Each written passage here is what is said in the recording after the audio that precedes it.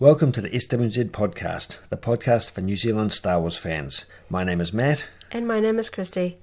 Today, once again, we're going to run through a list of recent news announcements that have come across our desk in the last week and have a bit of a chat about recent local store reports. Starting with the news from the week. The official Star Wars pinball game, which can be accessed through Star Wars Pinball 7 or Pinball X3 from Zen Studios, has added a number of new solo tables. They can be downloaded individually, some cost applies, on Apple or Android devices or as a bundle on other platforms. They include tables entitled Solo, Calrissian Chronicles and Battle of Mimban. You've had a quick look at this game. Yeah, I've played it on and off over the years. The initial app comes with a free Empire Strikes Back table, and subsequent releases have come at a small purchase price. And I find it quite a fun representation of the classic pinball machines, but in a virtual sense. There's lots of animations, lots of sounds and dialogue from the movies. It's certainly a great fun app game for Star Wars fans.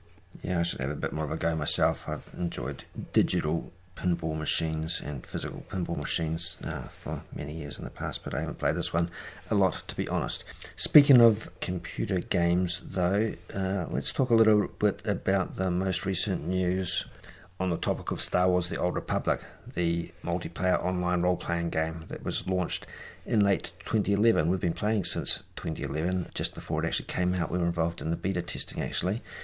The SWTOR roadmap has just been released in the last week or so, and that describes the studio's plans for the remainder of the year and into 2019. In essence, they're talking about the next update, the next big update, 5.10, which will be coming out this year. The date hasn't been confirmed, and that's going to be continuing evolution of the game and the galactic conflict that's taking place, the friction that's starting to redevelop between the Republic and the Sith Empire, and they're teasing that that's going to become a return to the state of a full-blown war, galactic warfare, early next year.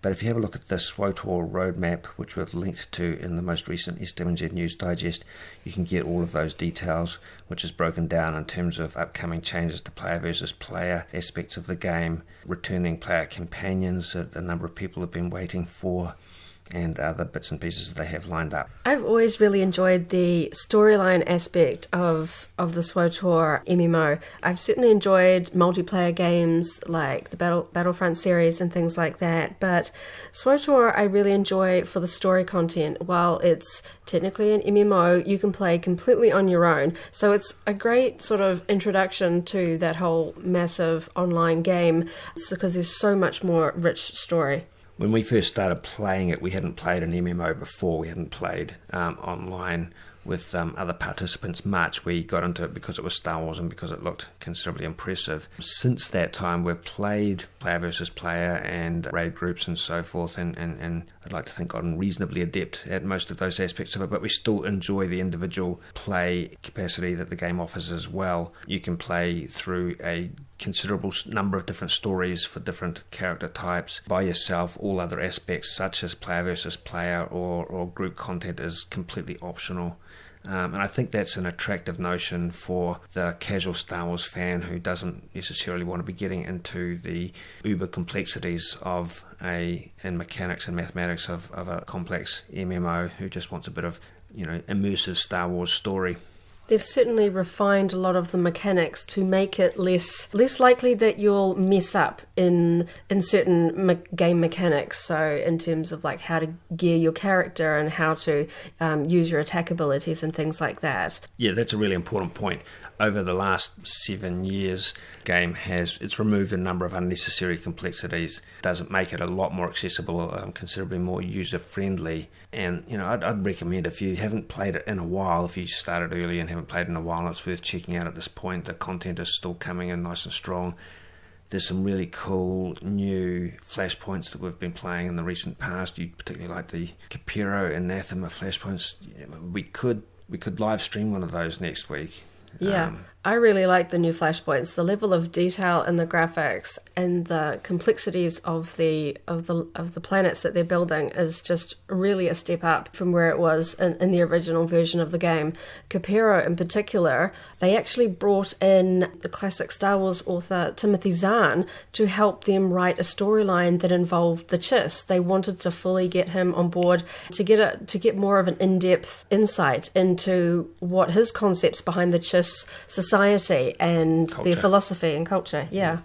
Why don't let's have a look at some of those maybe next week on our YouTube channel. Maybe Monday, Tuesday we'll make a formal announcement on the website, but keep an eye out for that, and we'll do a bit of a show and tell, streaming some of this on the YouTube website. We'll come back to that.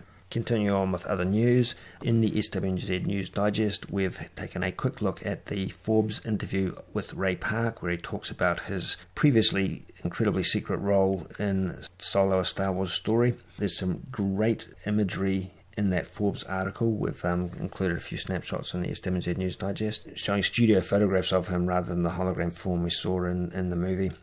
Well worth checking out and reading it a little bit more. Yeah, it's really neat seeing a closer look at his full costume with his cybernetic legs and his new double-bladed lightsaber.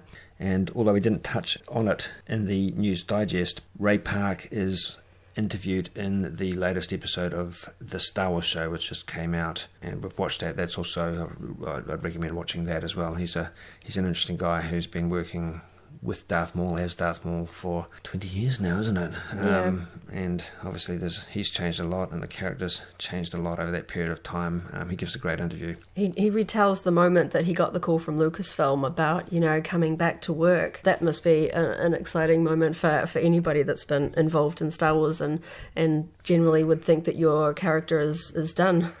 Also in the Star Wars show, there is a clip from some of the bonus material that's going to be on the Solo home video releases, which are due out in New Zealand, DVD and Blu-ray on October the 3rd. In the SWNZ News Digest on the website, I've included a series of links to some other behind-the-scenes clips and bonus material clips that have come out in the last week as part of the promotional campaign for the Solo Blu-ray and DVD.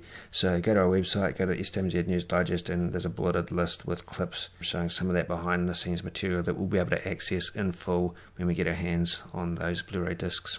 I'm really looking forward to watching Solo again. I saw it a couple of times in the theatre, and just seeing all these behind-the-scenes clips and little extended scenes is really getting me excited to be able to watch it again at home. Okay, before we move on to store reports, the other article that I wanted to bring everyone's attention to is in the New Zealand collection section of the SWNZ website. I've just added a article taking a look at the Empire Strikes Back trading cards from Confection Concepts that were released in 1977.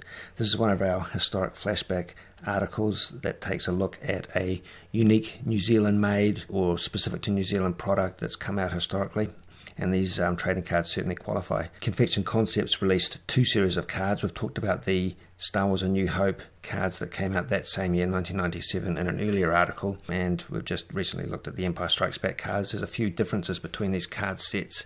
The Empire Strikes Back cards are a smaller in number. It's a set of 45. They're a higher quality print and cardstock item, which is a little bit interesting. But I think the history of the company is also interesting, so we look into that in the article. Confection Concepts were releasing trading cards associated with chocolate bars for a number of different licenses, for a couple of different licenses in 1977 and 1978, and they were planning on doing all three Star Wars movies that were available at the time, but unfortunately things didn't quite work out as they planned. Their production diminished and they ceased trading in 1998. They lost the license in 98 and ceased trading in 99. So we never saw the Return of the Jedi trading card series that was supposed to cap off that trilogy. A little bit sad, but the Star Wars and Empire Strikes Back trading cards are fun, very specific New Zealand collectibles that a number of fans will remember having purchased and munching their way through chocolate bars to try and get a full set. The cards only came out with one single card per chocolate bar, so unlike other trading cards that you might be getting from Tops with bubblegum historically or in trading card packs these days, it took a little bit more time and effort to get decent numbers of that set. Take a look on the website. That's probably still on the front page. It may be dropping off to the second page of the SWNZ website. Easy to find though. It's a great article for people that remember these sorts of collectibles from their childhood, and just really informative for those who the sort of classic era collectibles are a little bit more before their time. So that takes us on to store reports. Let's have a bit of a look at what things we've discovered in the past week that are newly available in New Zealand through online or physical stores. Just today, it published an article about Mighty Ape and their range of summer beach and pool inflatable toys. Some interesting things here for kids or collectors, all at very reasonable prices, ranging from a $4.99 inflatable Death Star beach ball. That is just so tempting. I can just imagine having so much fun attacking a sandcastle scarif with my giant inflatable beach ball. Too many jokes there. That range goes all the way up to large 2.6 metre long kids inflatable pools and a number of other items. Just in time for the summer weather coming up and planning for the holidays. This next one available at the warehouse caught me by surprise. The TIE Fighter from the Solo movie in Solo branded packaging showed up on their website out of the blue and has been showing up in branches around New Zealand. $69 flat, if I remember correctly, for a new sculpted TIE Fighter and the 3.75-inch action figure scale. There's often a tendency for some of the larger and higher price point Star Wars action figure items to not hit retailer shelves in New Zealand, so it's really great to see that such a classic, iconic vehicle such as the TIE Fighter will be available locally. We haven't seen this in our specific local branch, but we have heard reports of it showing up in other branches around the country, so check your store if you're interested. This is quite a cool sculpt. It's got wing panels that are larger than the old vintage and Power of the Force 2 wings. They're a little bit smaller than the Legacy Collection scaled TIE Fighter, which is deemed the most accurate proportions, but it's still a cool vehicle. The cockpit is the appropriate sizes. All the cockpits of the TIE Fighters that have been released have been about the same size, so it fit figures well, and they all kind of display nicely together because of that.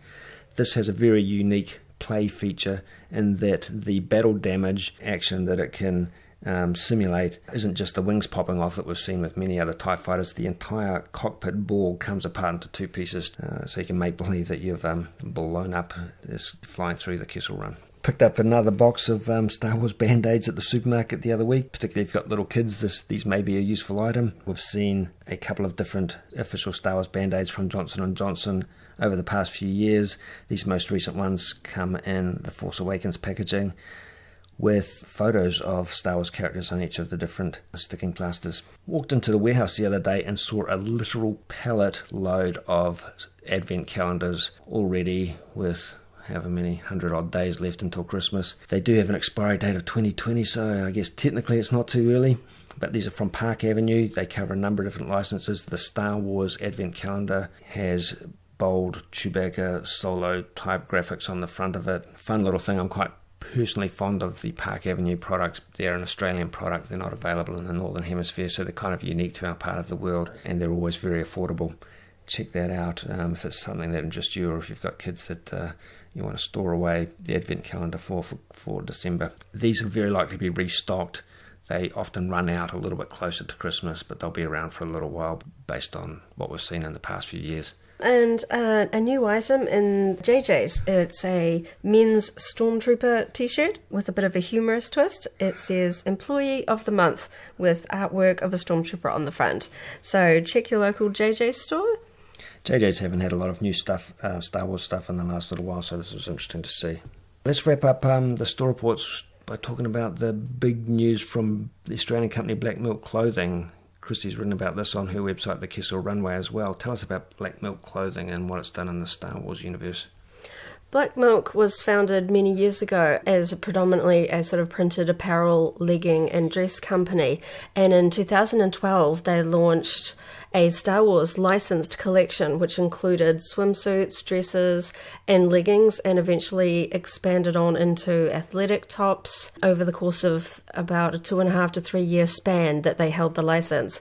In 2015, they sadly discontinued the license, and everyone thought that was going to be it. They've moved on to other franchises releases, but just in the last week, they have, out of the blue, announced a brand new Star Wars apparel collection. They have just dropped the lookbook today, which debuts 12 different items, and we know from some of their social media hints that there is more to follow. They're expected to unveil the full collection on their website, and the range includes some brilliant designs featuring classic characters like Stormtroopers, Yoda, R2-D2, and there's even a top featuring Rey, so we know that they are including the new films in their designs. I'm personally very excited about this collection. I bought as many pieces as I could from their original collection, so I'm really looking forward to the launch of the full collection on Tuesday. So their range of women's fashion apparel items has really diversified since the early years, and it looks like they've covered most garment types in this upcoming release. So if you're interested in women's Star Wars fashion, take a look at the Kessel Runway at www.thekesselrunway.com, where you can read about and see the new Black Milk Star Wars clothing line that will be able to be purchased online from New Zealand, but you can also take a look through that website, through Christie's website there, for other women's Star Wars fashion news. You know what, I think that about wraps it up for this week. I do like that idea of coming back and looking at some Star Wars The Old Republic gameplay and doing a bit of a show and tell. So do keep an eye on the website for that. We'll make an announcement about that very shortly if you're interested in checking that out with us. Thank you for listening. Stay tuned to our website, www.swnz.co.nz, for Star Wars news for New Zealanders and our next weekly podcast episode. Follow our Facebook page and social media, and chat with other fans in the Star Wars New Zealand Facebook group and website forums. You can jump to the website forums directly at www.swnzforums.co.nz. Thank you for listening. May the Force be with you. If you enjoyed today's podcast, go ahead and like the video, check out the SWNZ Podcast playlist for our other episodes, and subscribe for alerts about new episodes. See you next time.